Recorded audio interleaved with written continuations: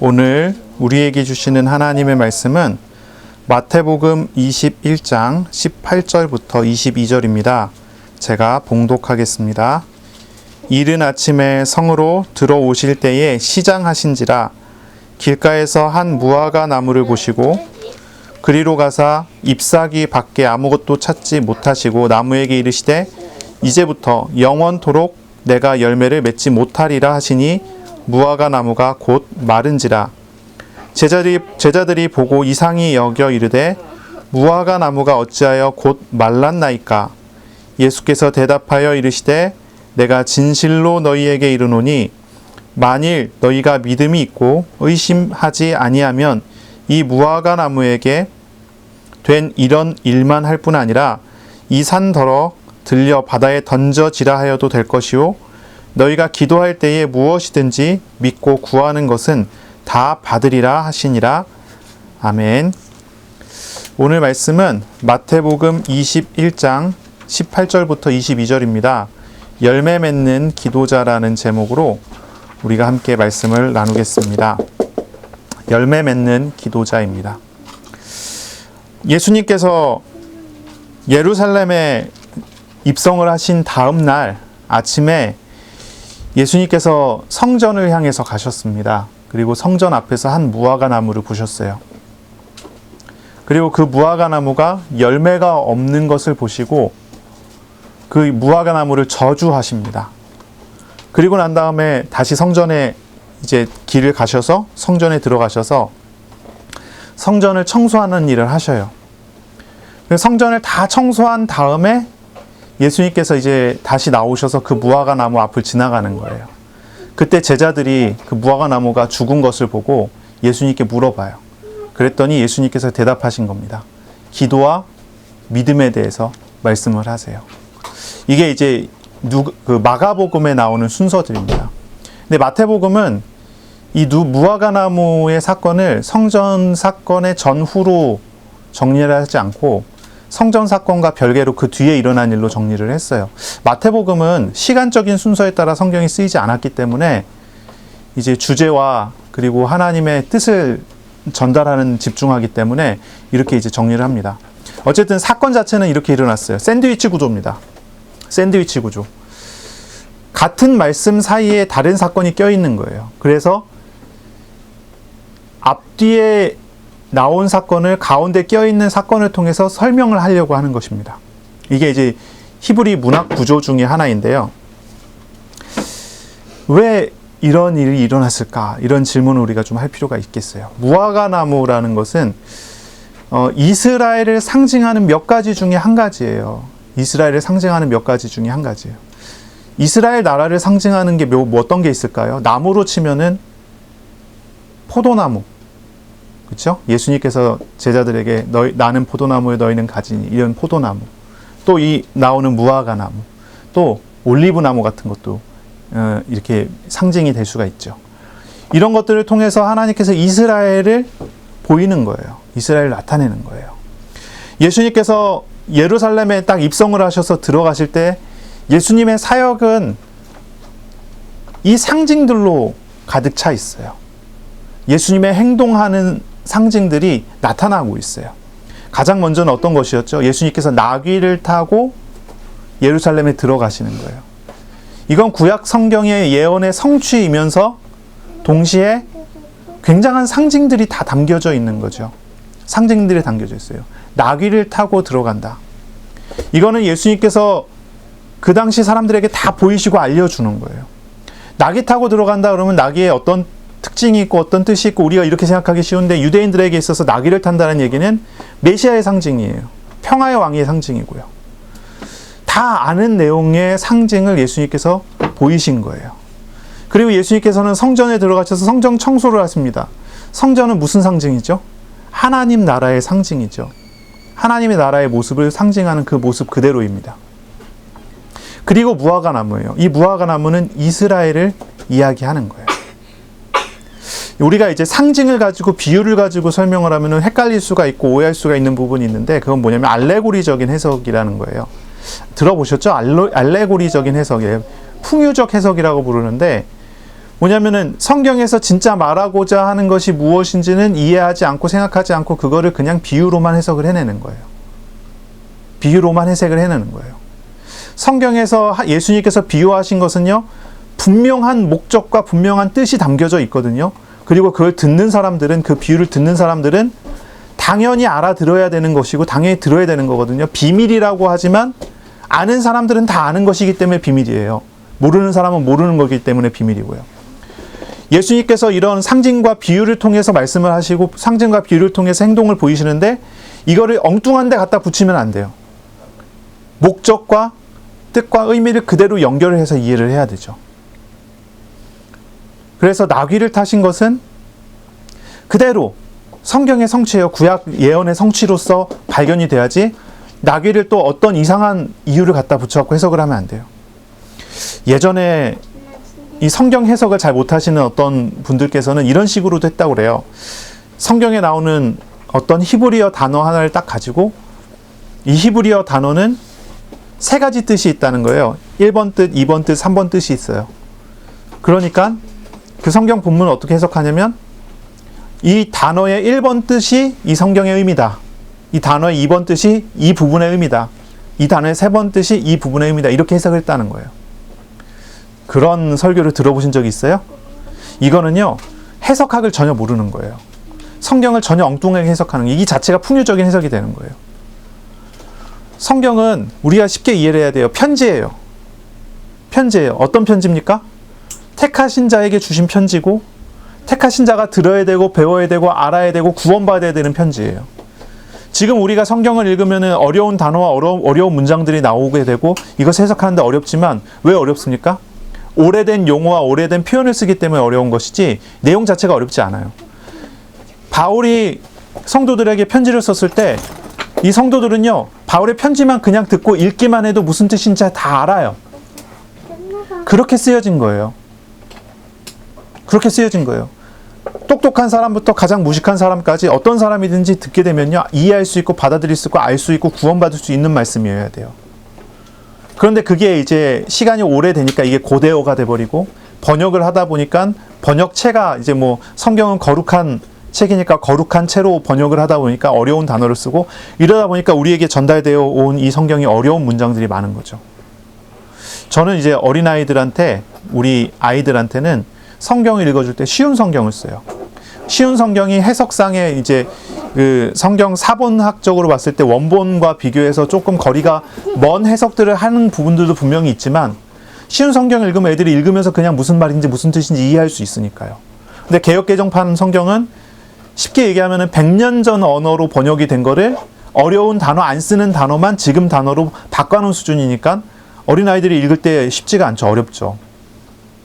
그래서 이제 쉬운 성경을 익혀주는데 어쨌든 그런 부분들이 있어요. 성경을 이해하고 성경을 해석하고 성경을 알아가는 데 있어서 풍요적인 해석은 옳지 않아요. 이 알레고리적인 해석은 맞지 않아요. 그냥 갖다 맞추는 식의 해석이 아니에요.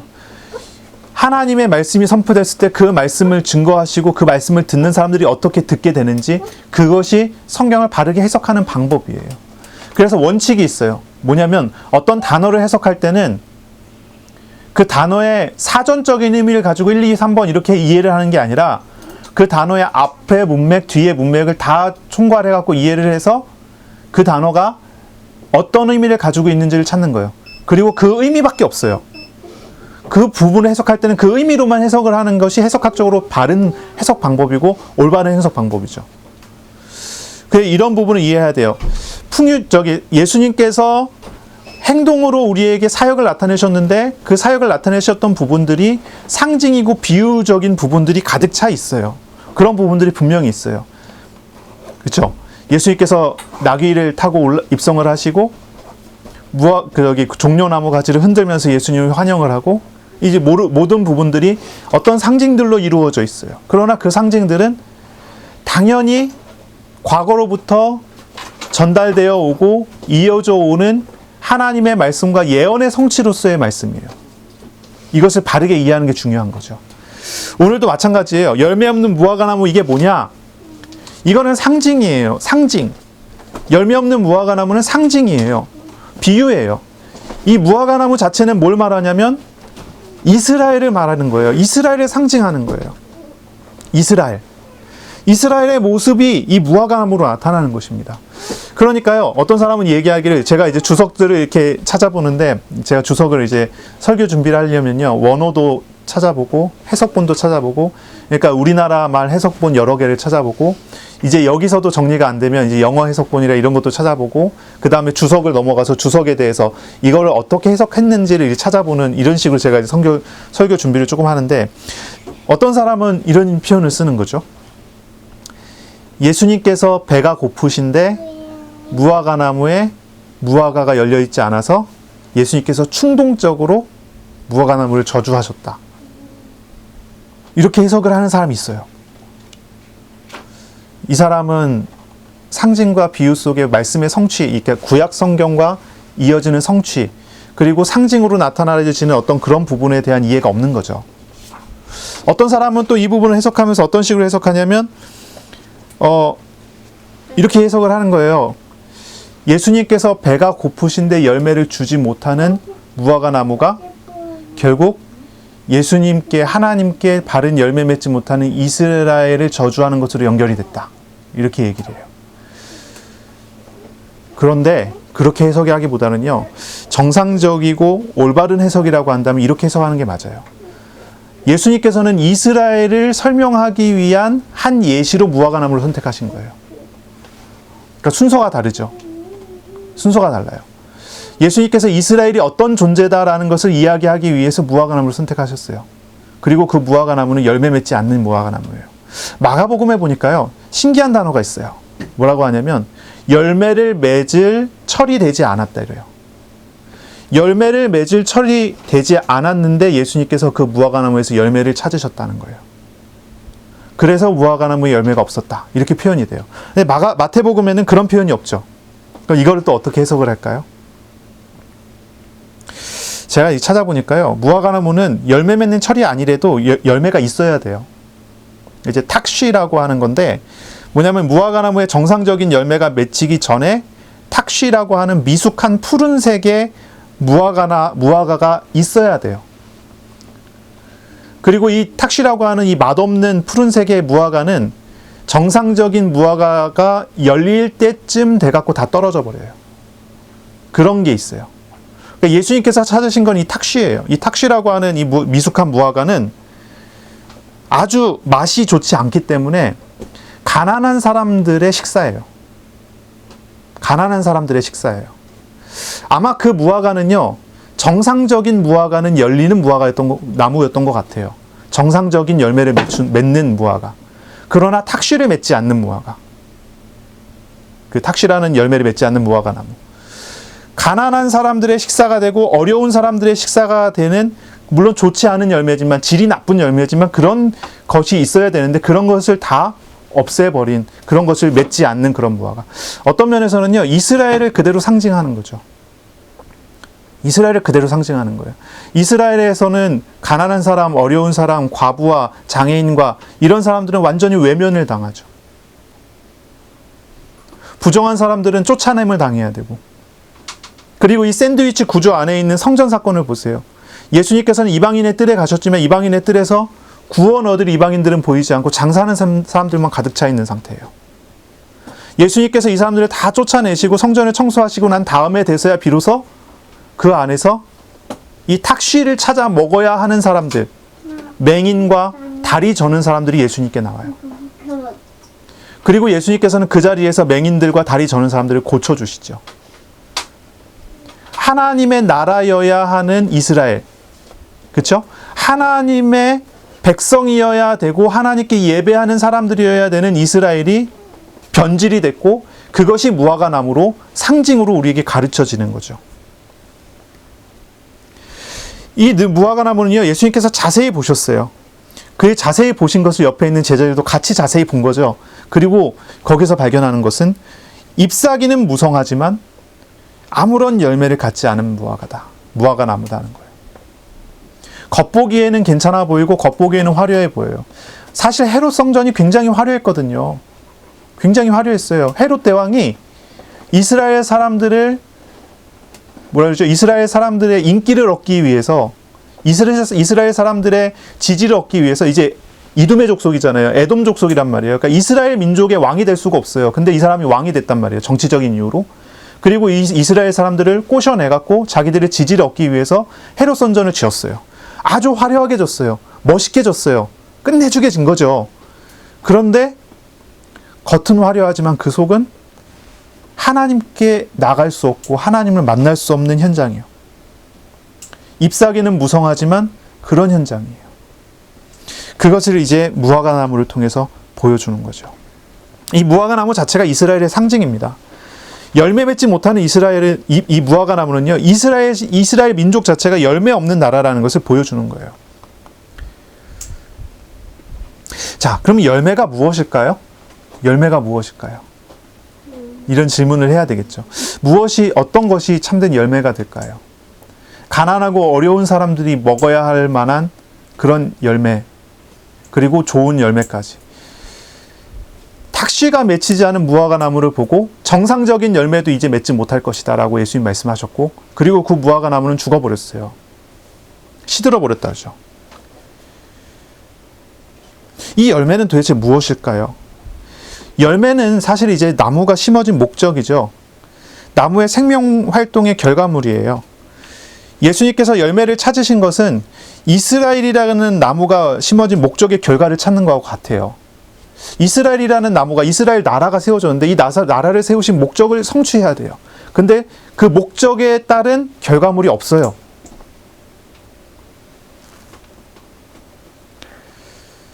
나무가 만약에 살아있고 생명활동을 한다면 열매를 맺는 것이 당연한 것인데, 이 나무는 열매 맺지 못합니다. 열매가 없습니다. 주님이 원하시는 때에 바른 열매를 맺을 수가 없어요. 이 열매라는 것이 과연 무엇일까요? 우리가 베드로전서 2장 9절에 보면 이런 말씀이 있죠. 믿음의 결국은 영혼의 구원을 받음이라. 예수님께서 이 땅에 오신 이유가 자기 백성을 죄에서 구원하기 위함이라 그랬어요. 그래서 예수님께서 임마누엘로 오셨어요. 하나님이 우리와 함께 하시는 그런 목적을 가지고 오셨어요. 죄에서 구원하셔서 함께 하시기 위해서. 그런데 이스라엘이 그것을 하지 않는 거죠. 열매라고 하는 것에 대한 이제 여러 가지를 우리가 설명할 수 있어요. 뭐 어떤 게 열매냐 이러면요, 가장 근본적이고 기초적이고 가장 빼놓지 못하고 이야기할 것이 뭐냐면 영혼 구원이에요. 그래서 예수님께서 이방인의 뜰을 청소하시는 거예요. 영혼 구원이에요. 우리 개인이 영혼을 구원을 받고, 불신자들이 영혼 구원을 받고, 하나님께서 처음부터 아브라함을 이스라엘 민족의 조상을 부르실 때부터 약속하셨던 모든 민족이 복을 얻게 하기 위한 복의 근원으로서의 이스라엘 민족, 그게 목적이었죠. 처음부터 그게 목적이었어요. 그러니 열매가 뭐냐면 생명을 얻고 또 생명의 활동을 해서 전도가 되고 영혼 구원이 되어지는, 죄에서 구원받게 되어지는 그런 근본적인 열매들이에요. 그리고 또한 우리가 열매를 이야기한다면 이런 걸 또 이야기할 수 있겠죠. 갈라디아서 5장에 나오는 성령의 9가지 열매. 이제 우리 하나님의 성품이 우리의 삶 속에서, 우리의 생활 속에서 열매 맺어가는 거예요. 그러니까 열매를 이야기한다면요, 크게 이제 두 가지죠. 첫 번째는 우리가 구원받게 하는 데 있어서 열매고요. 두 번째는 구원받은 사람으로서의 삶에서 맺어져야 되는 열매. 이스라엘은 구원도 회방하는 사람들이 됐고, 장사하는 사람이 되고 강도들이 됐고요. 두 번째는 이스라엘은요, 하나님을 믿는 사람들이 우리 주님 앞에 나아가 주님과 교제하지 못하도록 회방하는 존재들이 됐다. 구원도 회방하고 신앙생활도 회방하게 됐다는 거예요. 우리의 신앙생활에 있어서의 열매는, 여러분 기도하시죠? 그렇죠? 기도하십니까? 기도하시죠? 기도할 때 우리가 응답을 받죠. 기도 응답이 열매입니다. 그렇죠? 우리 어린이들 기도하죠. 기도 맨날 하죠. 막 기도하는 거 저한테 막 자랑해요. 3번씩 기도하기로 해서 아침에 기도하고 저녁에 기도하고 막 기도한다고 막 자랑하거든요. 우리가 참된 기도를 하고 참된 응답을 받는 것입니다. 그것이 우리가 맺는 열매예요. 그런데 그것이 어디로 가야 되냐면 성령의 9가지 열매, 우리 하나님의 성품으로 가야 돼요. 내가 기도했더니 이런 기적이 일어났어. 이거는요, 물론 하나님이 하신 은혜와 일이라고 한다면 놀라운 은혜와 일이 되겠지만 부차적인 거고요. 근본적인 것은 하나님의 자녀로서의 당연히 맺어야 되는 열매는 하나님이 나와 함께 하심으로 인해서 나에게 당연히 나타나게 될 하나님의 성품이 실현이에요. 예수님 잘 믿는 사람은요, 사랑이 많아져요. 정상적인 거예요. 근데 사랑이 없이 기적만 많아요. 이건 비정상이에요. 우리가 어떤 기도의 제목을 가지고 기도했어요?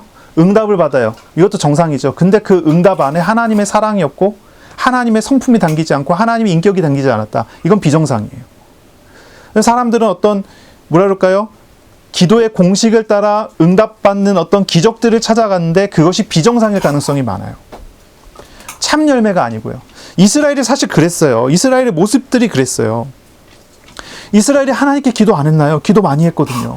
이스라엘이 이런저런 삶을 많이 살았어요. 헌신도 하고 자기 생활을 버리고서 막 하나님 앞에 나아가 금욕적인 생활하는 사람들도 있었어요. 일명 SNF라고 하는 사람들은 광야에 살면서 메뚜기와 석청을 먹으며 살았거든요. 그 사람들의 목적은 경건이었어요. 하나님 앞에 바르자.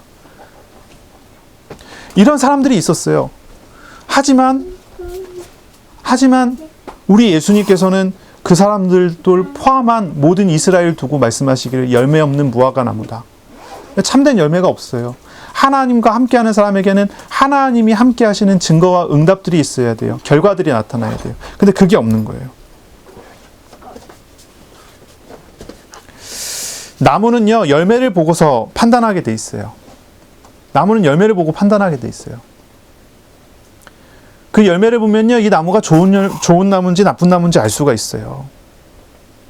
세례 요한은 마태복음 3장 8절부터 10절에 보니까 이스라엘에게 말했어요. 회개에 합당한 열매를 맺어라. 회개에 합당한 열매를 맺어라. 이스라엘에게 그런 말을 했어요. 아브라함의 자손이라고 다 이스라엘이 아니다라고 했어요. 하나님은 돌들을 아브라함이 자손이 되게 할 수 있는 분이라고 그랬어요. 그러니 아브라함의 피를 이었다고 해서 하나님의 자손이 아니란 말이에요. 회개하지 않으면 하나님 나라 백성이 아니에요. 참된 열매를 맺어야 되는데 회개에 합당한 열매를 맺지 않는다면 그 사람들은 하나님 백성이 아니에요. 회개를 이야기하죠. 회개. 그래서 회개하지 않고 좋은 열매를 맺을 수 없는 나무는 도끼로 찍어서 불에 던진다고 세례 요한이 아주 강력한 메시지를 전했죠. 아주 강력한 메시지를 전했어요. 왜 이랬을까요?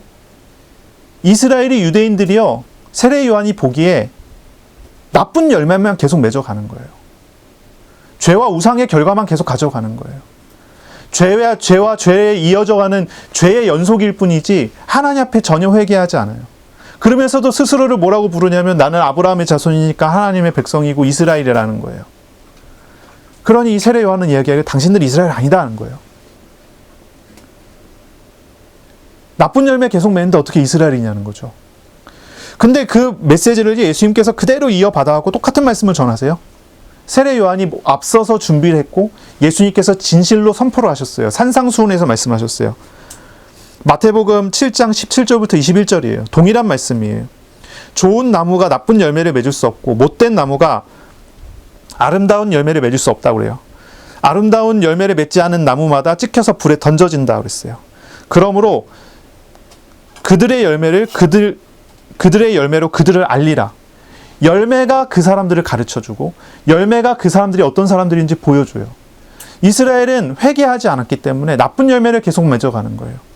예수님 더 이어서 이야기합니다. 나더러 주여 주여 하는 자마다 다 천국에 들어갈 것이 아니요 다만 하늘에 계신 내 아버지의 뜻대로 행하는 자라야 들어가리라. 이어서 이 말씀을 하세요. 하나님의 뜻대로 행해지는 사람이, 하나님의 뜻대로 행해지는 결과를 갖는 사람이 하나님의 백성이에요. 하나님의 뜻대로 행해지지 않는 사람은 하나님 백성이 아니에요. 회개하지 않는 사람은, 회개에 합당한 열매가 없는 사람은 하나님 백성 아니에요. 이스라엘은 결국은 자신들의 것으로 주장을 했고 자신들의 것으로 끌고 나갔어요. 하나님 앞에 회개하지 않았고요. 하나님의 뜻대로 행하지 않았어요. 자신의 생각대로 했어요. 그러니 열매 없는 무화과 나무로서 저주를 받을 수밖에 없는 거죠. 이스라엘이 열매가 없는 이유가 무엇일까요? 이유를 찾아봤어요. 첫 번째는 유대인들은요, 왜곡된 율법의 이해예요. 율법을 죄가 무엇인 줄 알게 하여 하나님께 나아가는 도구로서의 율법으로 보지 않았어요. 하나님께서 함께 하실 때 율법이 참 율법이 돼요. 하나님께서 함께 하시지 않으면 율법은 의미가 없어요. 율법의 목적 자체가 정죄하는 역할이기 때문에 그래요. 율법을 통해서 나를 비춰보면 내가 죄인일 수밖에 없단 말이에요. 이 율법의 요구에서 벗어날 수 있는 사람이 단 한 명도 없거든요. 율법을 보며 내가 죄인임을 깨닫고 율법을 볼 때마다 나의 죄를 짊어지시는 어린 양 대신 오실 메시아께 나아가는 것이 율법의 목적이에요. 히브리서에 설명한 그대로예요. 그런데 이스라엘이 율법을 왜곡시켜 버렸죠. 어떻게 했습니까? 율법이 하나님께 나아가는 도구로서의 율법이 아니라, 율법을 보면서 내가 죄인이구나를 깨닫게 하는 목적으로서의 율법이 아니라, 이 바리새인들, 이 유대인들이 왜곡시켜 놓은 것은 율법을 지키게 만들어야 하는 목적으로서 율법이 되는 거예요. 그러니까 율법주의가 되죠. 참된 율법은 하나님께서 함께하는 자에게 하나님과 동행하는 방법으로서의 율법인데, 유대인들은요, 하나님을 저 멀리 밀쳐내고 하나님 없이 율법을 통해 스스로 죄 없다고 인정받으려고 하는 그런 목적을 갖는 거예요. 왜곡시켜버린 거예요. 바꿔버린 거예요. 그래서 이 유대인들은요, 율법을 왜곡시켜서 죄와 우상에 대해서 전통적인 해석을 만들어냈어요. 전통적인 해석. 아예 겉과 속이 다르게 돼버렸어요. 겉으로만 죄를 짓지 않으면 괜찮다는 식으로 바꿔버렸어요. 겉으로만 죄 짓지 않으면 괜찮다는 식으로. 그렇기 때문에 결국은 이스라엘은요, 자신이 죄를 짓고도 죄가 아니게 만들어버리면 된다는 식으로 죄에 대해서, 우상에 대해서 그렇게 접근해버렸어요. 그게 이스라엘의 모습이 됐고 이스라엘의 모양이 돼버린 거죠. 그러니까 어떻습니까? 예레미야 시대에 강도의 구렬로, 광대의 소굴로 만들어버린 예레미야 시대의 제사장하고 똑같은 거예요. 바알 신에게 가서 제사해도 괜찮다. 성전에 와서 성전에서 다시 예배하면 된다. 우상을 버리지 않아도 된다는 식으로 만들었어요. 괜찮다는 식으로 그렇게 표현해버려요. 신앙생활을 바꿔버렸어요.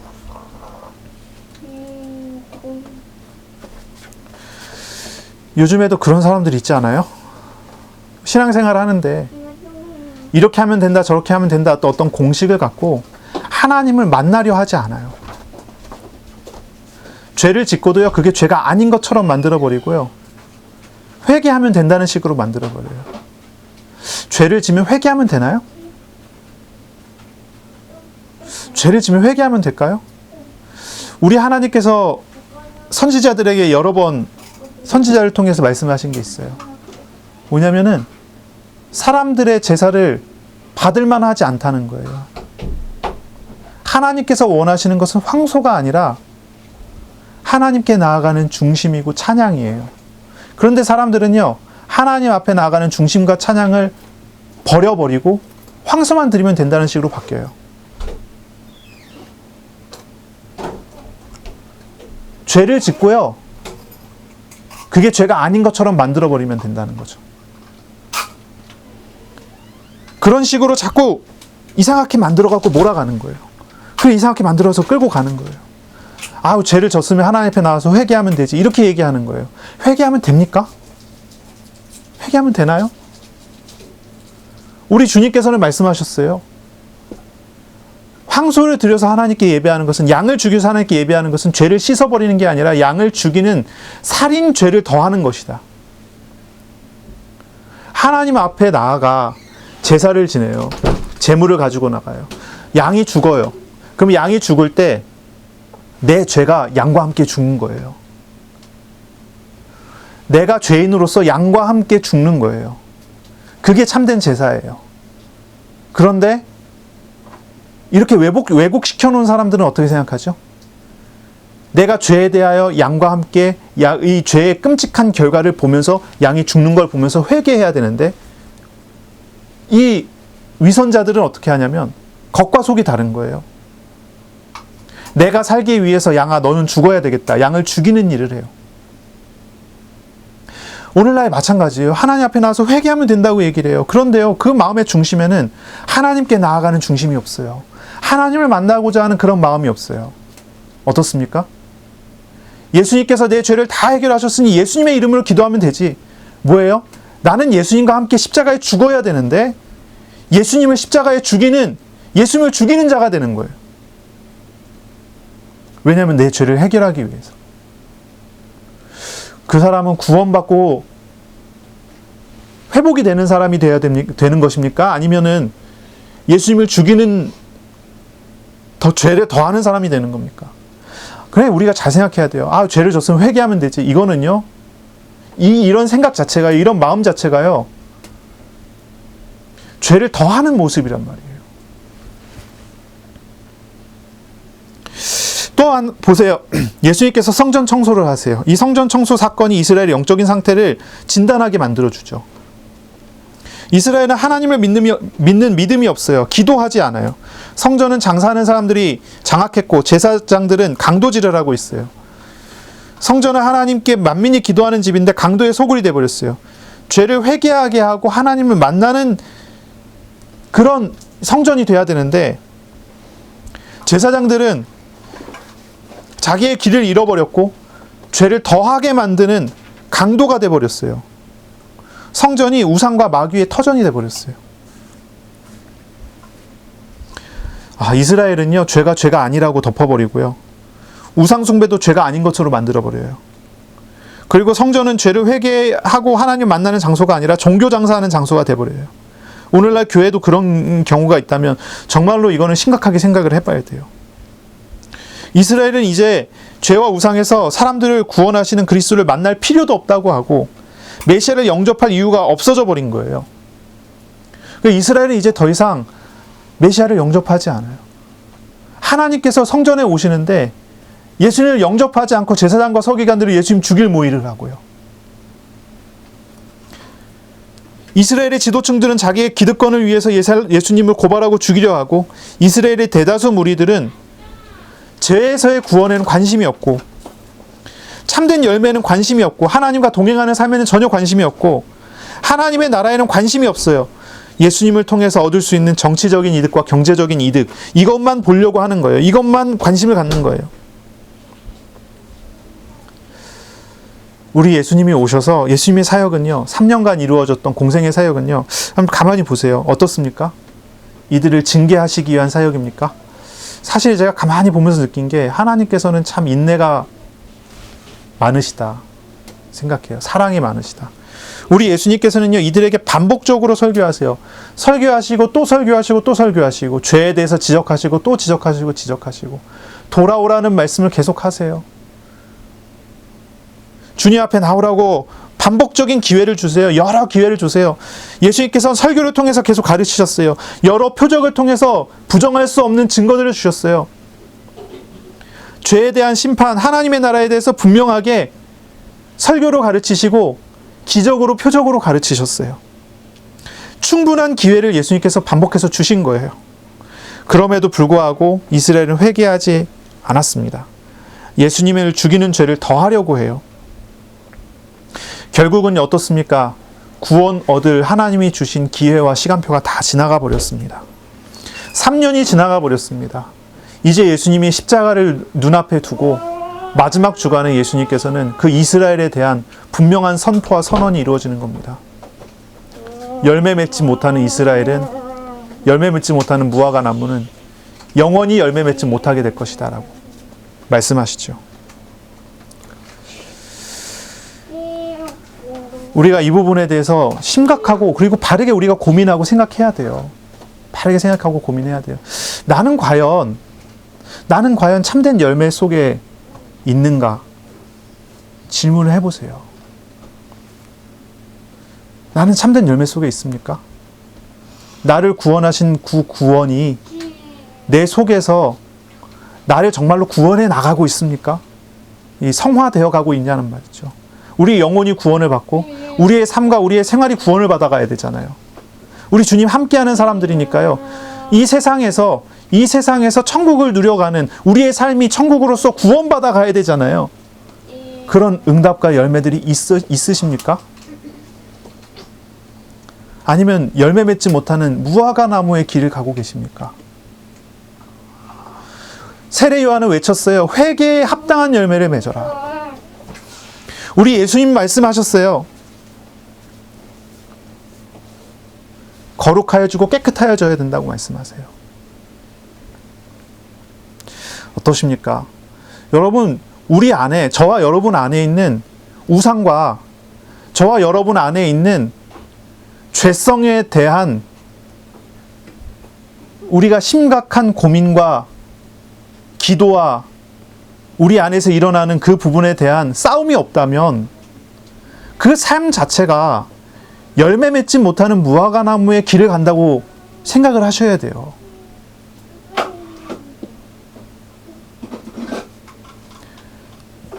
오늘날엔 죄에 대한 선입견이 많아갖고 죄를 이야기하면 거부감부터 들어요. 죄인이다 그러면 내가 무슨 죄인이야 이런 생각부터 든다니까요. 그런데요, 성경은 이걸 계속 반복해서 이야기를 해요. 왜냐하면 이것이 아니면 안 되기 때문에. 당시의 유대인들도 마찬가지예요. 자, 그들에게 있는 선입견이 계속 그들을 장악했고 그들을 끌고 갔어요. 그 선입견은 결국 뭐냐면 하나님 앞에 죄에 대한 회개로 나오지 못하도록 만드는 방법이에요. 우리가 이 부분에 대해서 정말로 고민하고 기도할 수 있어야 돼요. 그럼 우리가 어떻게 했을 때 회개할 수 있고 어떻게 했을 때 믿음을 가질 수 있고요. 어떻게 했을 때 참된 기도를 할 수가 있습니까? 제자들이 예수님께 물어봤어요. 예수님, 무화과 나무가 어찌하여 곧 말랐나이까? 이제 성전 청소하고 나온 거예요. 성전 청소하러 들어가시기 전에 무화과 나무를 저주하고 들어가셨고, 성전을 청소를 다 하시고 난 다음에 나올 때 무화과 나무가 말라 있으니까 제자들이 예수님께 질문을 했어요. 예수님, 무화과 나무가 어찌하여 말라 있습니까? 그랬더니 예수님 대답하시기를 두 가지를 얘기하셨어요. 첫째는 믿음이고 둘째는 기도예요. 아니, 어떻게 생각해보면요, 동문서답이에요. 제자들은 무화과 나무가 왜 말랐는지를 궁금해서 물어보셨는데 예수님의 대답은 열매를 맺는 방법이에요. 동문서답이죠. 질문과 대답이 달라요. 제자들은 이해를 못했기 때문에 그렇게 질문했고, 예수님께서는 제자들이 나중에라도 이해할 줄 아시고 가르치신 거예요. 무화과 나무가 왜 말랐나요? 우리가 지금까지 설명을 했죠. 그러면 예수님께서 가르치시는 건 뭐예요? 어떻게 하면 열매를 맺나요? 우리가 우리의 삶을 살아가면서 열매 맺는 삶을 살아야 되잖아요. 열매 맺는 응답을 누려야 되잖아요. 그렇죠? 하나님의 나라를 누려야 되지 않을까요? 여러분의 가정이 하나님 나라가 되고, 여러분이 일하는 현장이 하나님의 나라가 되고, 내가 나아가서 만나는 만남들이 하나님 나라의 만남이 되고, 내가 살아가는 경제 활동이 하나님 나라의 경제처럼 되고, 이것이 우리가 나아가야 될 마땅한 열매들이고 응답받을 만한 내용들이 아니겠어요? 그럼 어떻게 그런 열매를 맺습니까? 우리 예수님의 설명은요, 믿음과 기도예요. 믿음과 기도. 예수님은 설명하세요. 내가 진실로 너희에게 이르노니 만일 너희가 믿음이 있고 의심하지 아니하면 이 무화과 나무에게 된 이런 일뿐만 아니라 이 산더러 바다에 던지라 해도 될 것이다 말씀하세요. 믿음이에요. 의심하지 않는 믿음. 자, 의심하지 않는 믿음, 이게 참 어렵습니다. 어떻게 하면 의심하지 않는 믿음을 가질까요? 어떻게 하면 의심하지 않는 믿음을 가질 수 있을까요? 확신이라고 그러죠. 확신. 어떻게 하면 확신할 수 있을까요? 어떻게 하면 의심이 없어질까요? 우리 어린이들 어떻게 하면 의심이 없어질까요? 경험하면 될까요? 경험? 근데요, 제가 지금까지 경험해본 바에 의하면 하나님을 경험한 사람들이 의심하지 않는 거 아니에요. 하나님을 경험해도요, 평생 의심하더라고요. 그게 인간 본성이니까. 죄된 본성이니까 어쩔 수 없어요. 경험한다고 해서 의심하지 않는 게 아니에요. 의심하지 않으려는 의지를 갖지만 의심은 계속 돼요. 이성적으로 확실한 결론을 머릿속에서 내고 그런 확실한 결론들이 현장에서 경험되어지면 될까요? 그냥 단순한 경험이 아니라 이게 딱딱딱 박자가 딱 맞아지면은 확신할 수 있을까요? 그렇지 않습니다. 사람들 편에서 믿음을 갖는 것, 의심하지 않는 것은 사실 불가능한 거예요. 불가능해요. 인간의 죄성은 인간을 불신앙으로 끌고 가고요. 특히 하나님에 대한 믿음은 불신앙으로 끌고 가요. 이게 인간 안에 있는 본성이기 때문에 어쩔 수가 없어요. 인간은 노력해서 믿음을 가질 수 있는 게 아니에요. 사람이 하나님을 만나지 않으면 믿을 수 없어요. 하나님이 만나 주시지 않으면 믿을 수 없어요. 사람이 구원 얻는 것도 마찬가지죠. 하나님을 만나 주시지 않으면 구원 얻을 수가 없어요. 많은 논리로 무장해서 사람들에게 논리를 설명해내고, 그리고 그 논리가 경험되게 한다고 해서 그 사람이 하나님 믿나요? 못 믿어요. 믿고 싶어서 교회를 다닐지 몰라도 믿어지지는 않아요. 언제 믿어집니까? 하나님께서 그 사람에게 찾아오실 때 믿어지는 거지. 하나님 찾아오시지 않으면 믿어지지 않아요. 우리의 믿음이 마찬가지예요. 우리가 신앙생활해요. 우리가 매일 기도해요.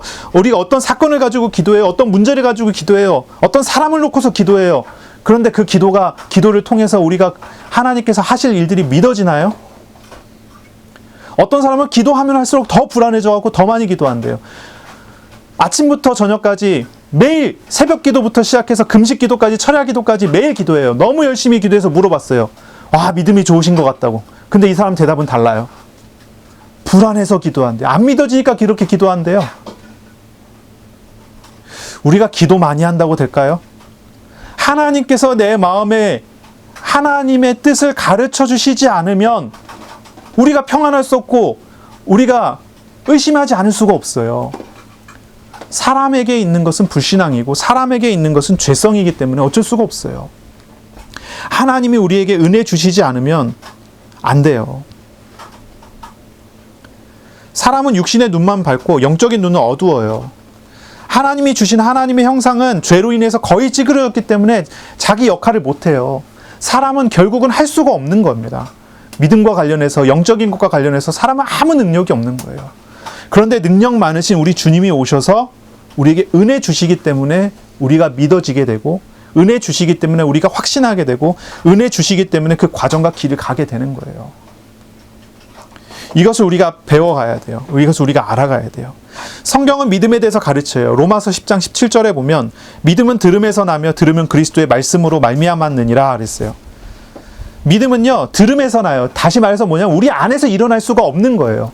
외부에서 들려져야지 우리가 믿음을 가질 수가 있어요. 그리고 외부에서 들려지는 것은 그리스도의 말씀이에요.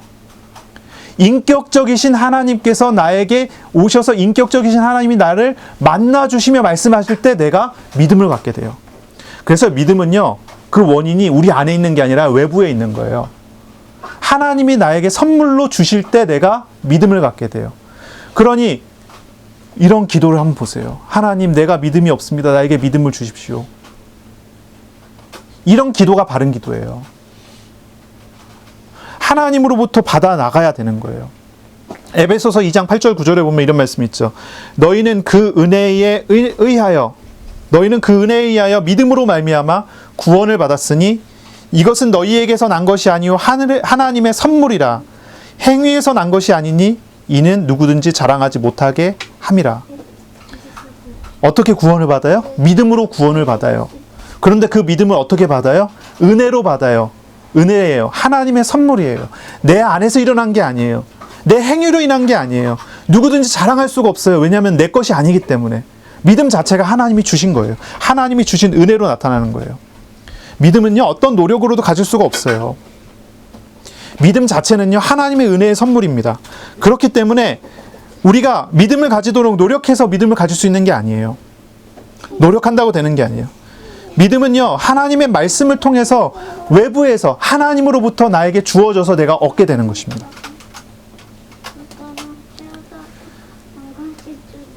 우리가 의심하지 않고 믿음을 가지려면 어떻게 해야 됩니까? 의심하지 않고 믿음을 가지려면 어떻게 해야 될까요? 듣는 기도해야 돼요. 듣는 기도. 말하는 기도가 아니라 듣는 기도. 하나님의 말씀을 듣는 기도. 이걸 다른 말로 묵상이라고 합니다. 말씀을 묵상하는 것입니다. 우리가 믿음을 갖기 위해서는 어떻게 합니까? 하나님의 말씀을 듣는 귀를 열어야 되죠. 우리 하나님을 인격적으로 만나는 시간이 예배를 통해서, 개인 기도를 통해서 회복이 되어야 되죠. 공예배 그리고 개인 예배가 회복되는 것이 정말로 중요해요. 우리가 드리는 예배, 설교자를 위해서 기도할 수 있어야 돼요. 우리가 말씀을 통해 우리에게, 우리 자신에게 하나님 자신이 오는 것을 예배를 통해서 경험하게 되기 때문에 이것이 중요하죠. 우리가 드리는 이 예배, 그리고 또한 우리가 말씀을 묵상하는 거예요. 개인 기도를 하는 거예요. 이걸 통해서 우리가 말씀하시는 하나님을 만나야 돼요. 그때야 우리가 믿음을 가지게 되고 믿음을 회복할 수가 있게 되는 거죠. 자, 22절에 보면 이런 말씀을 하십니다. 너희가 기도할 때에 무엇이든지 믿고 구하는 것은 다 받으리라 하시니라. 기도할 때 무엇이든지예요. 어떤 것이든지예요. 믿고 구하는 것은 다 받으리라. 믿음에 대해서요. 기도는 믿음의 기도여야 돼요. 그리고 그 믿음의 기도는 지금까지 얘기한 것과 같아요. 하나님께서 주신 믿음을 따라 기도하는 거예요. 무엇이든지 하나님께서 주신 믿음을 따라서 우리가 기도하게 될 때 다 이루시는 응답을 받게 됩니다. 히브리서 11장 1절에 보면 믿음에 대해서 이런 얘기를 하죠. 믿음은 바라는 것들의 실상이고 보이지 않는 것들의 증거다 했어요. 믿음은 바라는 것들의 실상이고 보이지 않는 것들의 증거예요. 우리가 지금까지 믿음에 대해 설명했는데, 믿음은요, 우리 안에서 일어나는 게 아니죠. 하나님께서 나에게 주시는 거죠. 하나님께서 나에게 확신을 주시는 거죠. 나는 불안해 죽겠는데 하나님께서 내 마음을 어루만져 주시면 평안해지는 거예요. 그걸 믿음을 가진 거예요. 하나님이 하실 게 믿어지기 때문에, 하나님 하실 일들이 보이기 때문에. 이게 믿음이라요. 외부에서 오는 것입니다. 이것을 통해서 내가 믿음을 갖게 되고 하나님이 하실 일에 대한 믿음을 갖게 됐다면 그것은 실상으로 나타나는 거예요. 결과로 나타나는 거예요. 결과로 나타나요. 내가 이렇게 되기를 소원하기 때문에 그렇게 믿는 게 아니에요. 하나님께서 나에게 실상을 보이시기 때문에 내가 믿는 거예요. 하나님께서 나에게 나타내셨기 때문에 그것을 따라가는 거예요. 그것이 증거이기 때문에 믿는 것이지. 이해가 되십니까? 그래서 히브리서 11장은요, 믿음의 장이에요. 믿음장을 가만히 보시면요, 이 사람들이 무엇을 믿는가가 보여요. 무엇을 믿었을까요? 자기의 마음의 소원을 따라 믿어갖고 그대로 됐나요? 그렇지 않아요. 하나님이 하시는 일들을 보며 믿었기 때문에 그대로 됐어요. 세상의 창조를 통해서 우리는 하나님을 보게 돼요. 증거가 나타났기 때문에 우리는 믿음을 가져요. 그리고 우리가 세상의 창조에 대한 믿음을 갖는 것은 증거로 나타나기 때문에 그렇게 믿어요. 이 말이 좀 이해가 되시길 바랍니다. 좀 뭐랄까요, 혼란스러울 수도 있겠지만, 그러니까요, 우리는 이 부분이 중요해요. 하나님께서 나에게 보이시는 것을 찾는 거예요. 하나님께 가르쳐 달라고 기도해요. 하나님이 하시는 일을 보게 해달라고 기도해요. 내 삶이 가시밭길처럼 어려울지라도 하나님이 나의 인생 속에서 해나가시는 일 속에서 그것을 간다면 그 가시밭길이 꽃밭처럼 돼요. 꽃밭처럼 돼요. 그 과정이 있어요. 그 길이 있어요. 그것을 배워가고 알아가는 거예요. 예전에 IMF가 터지고 난 다음에 우리 집안이 참 어려웠어요. 경제적으로 어려웠어요.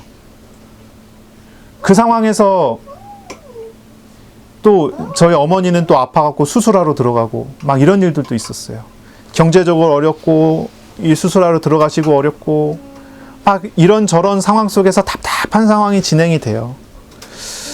다 힘들어하고 다 어려웠어요. 그 당시에는요. IMF 시절이 그랬죠.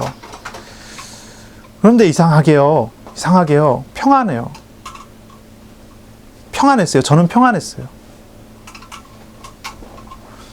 가족이 5명 이렇게 할머니 빼고 4명이 이렇게 앉아갖고 탁자에 앉아갖고 만화가게 이렇게 탁자에 앉아갖고 답답해갖고 한숨을 푹푹 쉬는 기억이 나요. 4명이 다 같이 푹푹 쉬면서 이걸 접냐 마냐 이런 거 가지고 어려울 때니까. 근데 희한하게요, 제 마음에는요 평안이 있었어요. 제가 이야기했어요. 하나님이 하시는 일이 있지 않겠냐. 저는 이상하게 그게 믿어졌어요. 때에 따라 하나님 도우시는 은혜들을 제가 경험해 살아가니까요. 어려운데 분명히 어려운데 어렵지 않더라고요. 분명히 힘든데 힘들지 않더라고요. 믿음을 얻어야 해요. 믿음을 가져야 해요. 하나님이 나의 삶에 일하시고 계시고 하나님이 나에게 위로하시고 내 마음을 만져주시는데 우리가 그 안에서 살아가게 되는데 그게 고통스러울 일이 없잖아요. 고통스럽지 않지 않겠습니까? 또한 열매 맺는 기도는 어떤 기도입니까? 죄와 우상을 버리고 회개하는 사람들의 기도예요. 그게 열매 맺는 기도예요.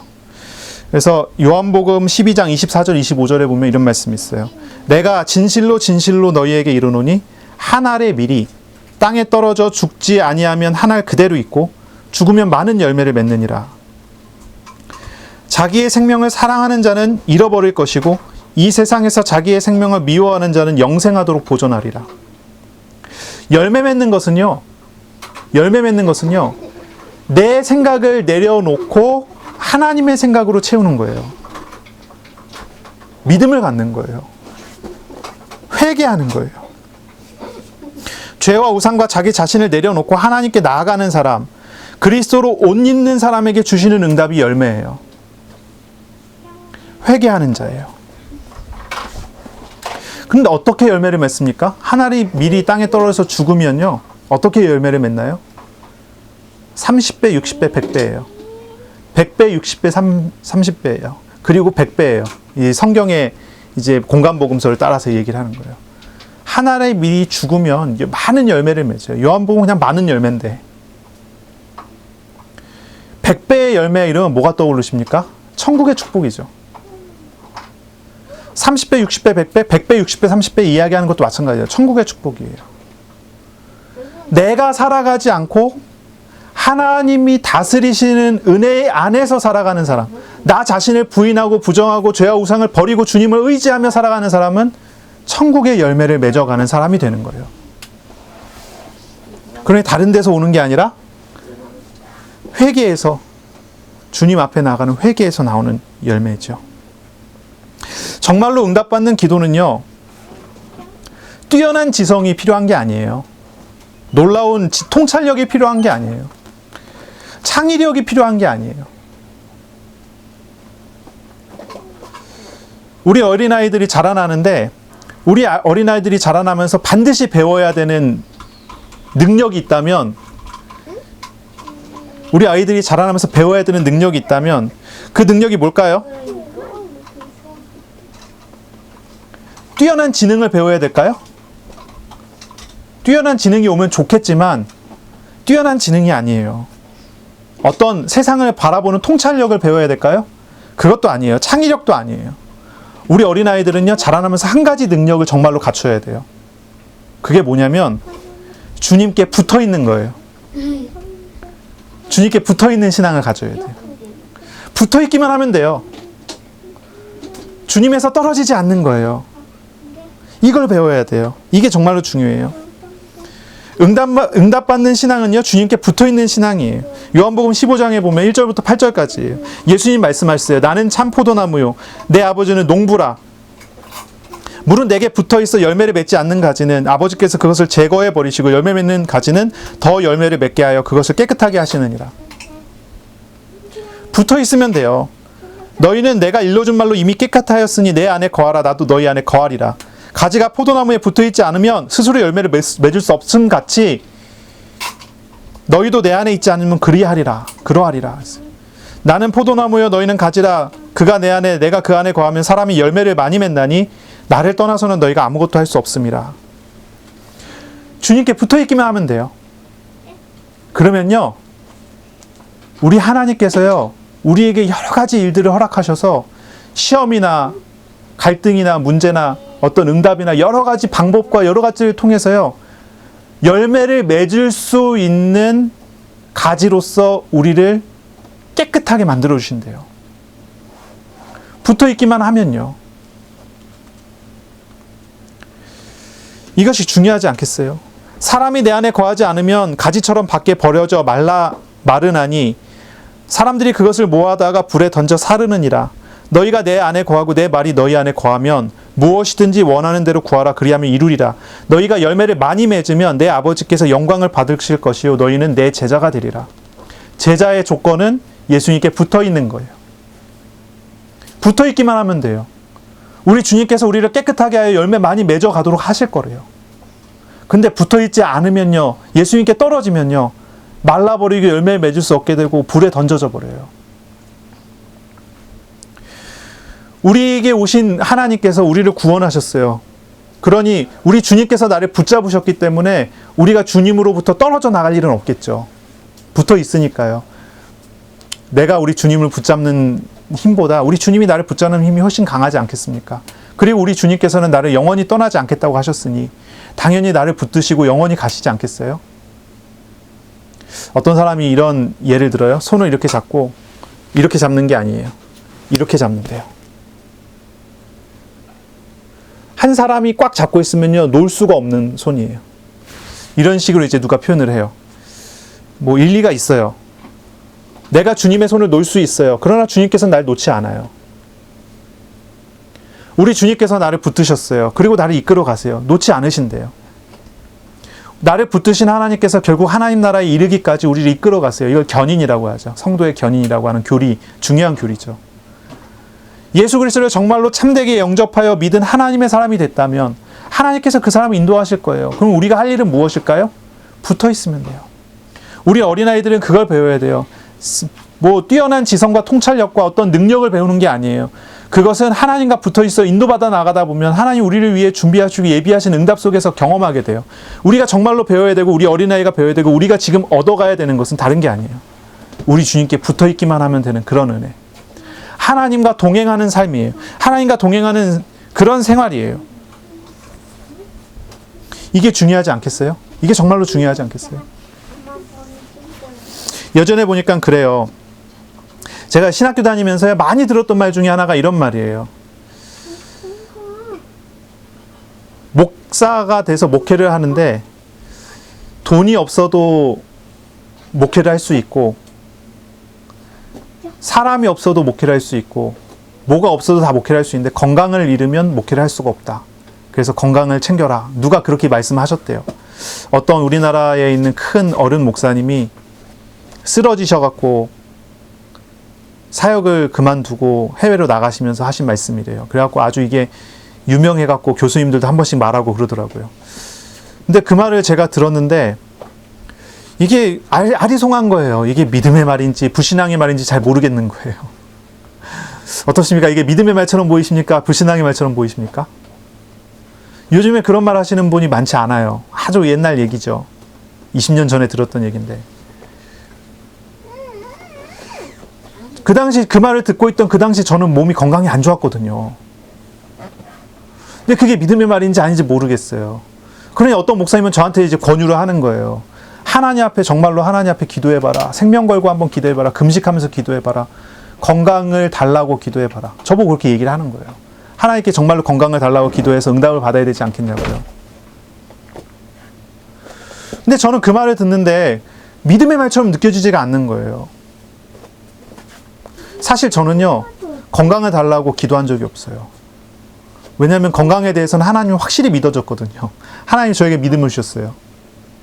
하나님께서 나를 데리고 가시면 천국에 가는 건데요.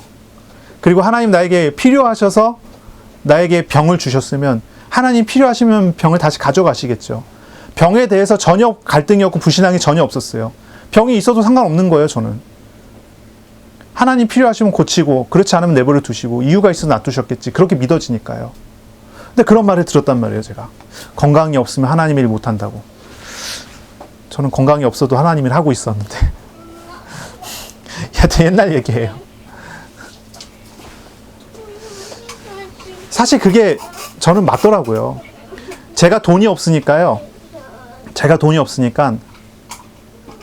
필요한 돈이 있는 사람을 붙여서 사역을 하게 하셨어요. 제가 운전면허가 없고 차가 없으니까요.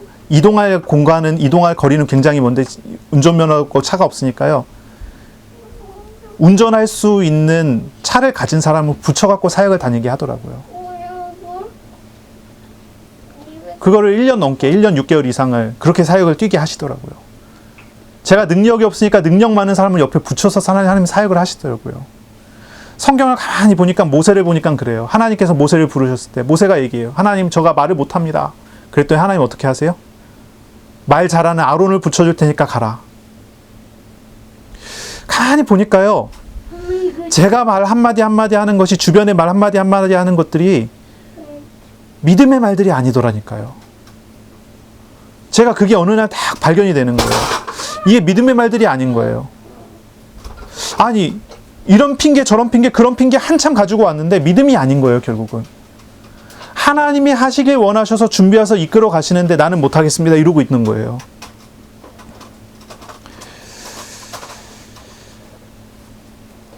우리가 부족한 게 많습니다. 사실이죠. 우리의 연약한 게 많아요. 우리의 성품도 그렇고 우리의 성격도 그렇고 우리의 여러 가지 면들이 그렇지 않겠어요.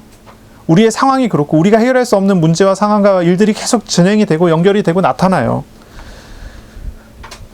우리가 참 많이 부족해요. 하지만요, 이 부족함들이 하나님이 하실 일을 막을 핑계가 되지 못한다는 거죠. 우리의 부족함은 하나님께서 채워주실 거예요. 중요한 것은요, 내가 부족한 그 부족한 모습들이 아니에요. 정말로 중요한 거는요, 하나님을 인격적으로 알아가는 것입니다. 하나님 앞에 서야 하는 것입니다. 많은 핑계거리가 있지만 그건 진짜로 핑계되지 않아요. 왜냐하면 하나님께서는 그것을 충분히 채우시고 일하실 만한 능력이 많으신 분이시기 때문에, 알고 하시는 분이시기 때문에 그렇습니다. 나의 부족함을 다 아시기 때문에. 우리에게 필요한 것은요, 믿음입니다. 그리고요, 믿음의 기도입니다. 참된 삶을 우리가 살아가야 되겠죠. 우리가 하나님을 인격적으로 만나는 참된 마음과 그 만나려고 하는 마음과 주님을 의지하는 그런 마음, 그리고 주님을 의지하는 기도를 우리가 회복하게 되면 여러 열매와 응답들은요, 따라오게 돼 있어요. 나타나게 돼 있죠. 우리 개인의 삶이 하나님의 도우심으로 참된 열매를 맺는 삶이 되기를 바랍니다. 우리와 함께 하시는 하나님께서 나의 삶에 하나님이 함께 하시는 증거로서의 응답들을 풍성히 채워주시기를 축원합니다. 아멘. 참된 기도의 응답과 참된 열매를 맺어가는 한 주간이 되시기를 바랍니다. 말씀을 묵상하며 기도하고 늘 우상을 버리고 죄를 버리고 주님께로 나아가는 그러한 자세를 회복하는 한 주간이 되시기를 바랍니다. 하나님이 하시는 일을 믿고 순종하는 마음을 갖고 나보다 나를 더 잘 아시는 하나님께서 지극히 선한 역사를 우리의 삶에 이루실 것을 믿으시기를 바랍니다. 기도하겠습니다. 하나님 감사합니다. 우리에게 말씀하시고 말씀하신 대로 우리와 동행하실 것이니 감사합니다. 참된 믿음을 회복하게 하여 주옵소서. 참된 기도를 회복하게 하여 주옵소서. 주님 주시고자 하는 참된 열매가 우리의 삶과 생활 속에 회복되게 하여 주옵소서. 열매 맺는 하나님의 나라가 우리의 삶의 모든 자리에 회복되게 하여 주옵소서. 놀라운 은혜 주시기를 원합니다. 예수님 이름으로 감사하며 기도합니다. 아멘. 우리 구주 예수 그리스도의 은혜와 하나님의 사랑하심과 성령의 교통하심이 이제로 영원까지 항상 함께 있을지어다. 아멘.